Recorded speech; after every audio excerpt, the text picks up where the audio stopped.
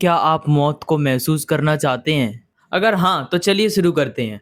तो ये काम हम करने वाले हैं भगवान शिव के इस फ़ोटो से।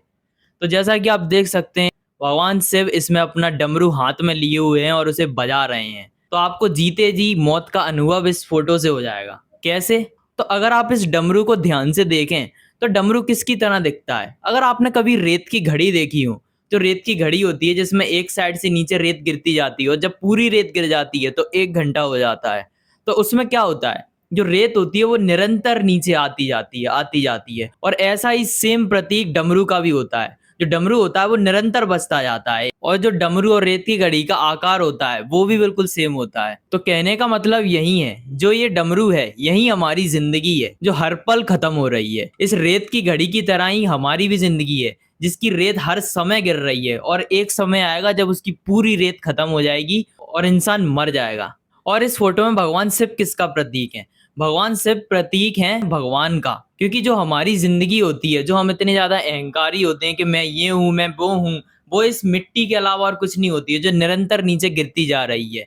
बस जो मेन चीज होती है वो होते हैं भगवान, जो इस मिट्टी को साक्षी बनकर देख रहे हैं। मगर जो भगवान शिव हैं, जो उस लाइफ को देख रहे हैं, वो हम हैं असलियत में। इसको और अच्छे समझने के लिए आप लोग सबसे पहले आपको जो भी बाहर से मिला है वो सब कुछ हटा दीजिए। आपका नाम, जाति और आपकी भाषा और आपको जो कुछ भी सिखाया है, अगर आप देखेंगे तो वो सब कुछ बाहर से मिला है। तो इंसान का कुछ तो असली होगा। तो वही असली होता है साक्षी भाव, जो हम हर समय जो लाइफ को जो देख रहा है। अब जब देख रहा है तो आप उसको कुछ अपने नजरिए से मत देखिए। जैसे कि आपका नाम कुछ भी, आपका नाम रोहन है तो उसको रोहन के नजरिए से मत देखिए। जो उसको मतलब सही में कौन देख रहा है, अपनी सारी चेतना हटा दीजिए कि मैं रोहन हूँ, मैं इस जाति से आता हूँ, मैं यहाँ से आता हूँ, वहां से आता हूँ, सबको हटा दीजिए।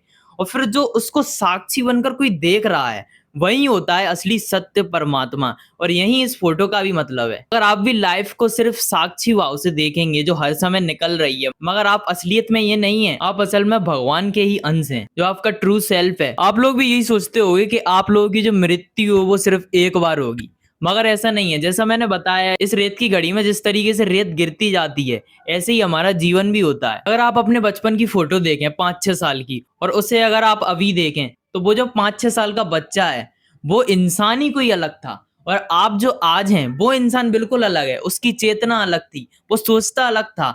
तो वो जो 5-6 साल का बच्चा था वो अब जिंदा है ही नहीं है, और आप जो हैं वो एक बिल्कुल नए इंसान है। और जो हमारा ट्रू सेल्फ है वो सिर्फ सत्य है, जिसे हम सत्य, भगवान, ईश्वर कहते हैं, वो है हमारा असली सत्य। तो अगर आप इस तरीके से अपनी जिंदगी को देखना शुरू करेंगे तो आप तुरंत मौत को भी महसूस कर सकते हैं और जन्म को भी महसूस कर सकते हैं। मगर इन सब चीजों से परे हैं हम। हमारी जो असली सेल्फ है वो है सत्य, भगवान है, वही हमारा असली सत्य है, जो हर समय इस चीज को देख रहा है। हम लोग जो भी करते हैं, हम लोगों को भूख लगती है, हम लोग खाना खा लेते हैं, और हम लोग को नींद आती है, हम लोग सो जाते हैं।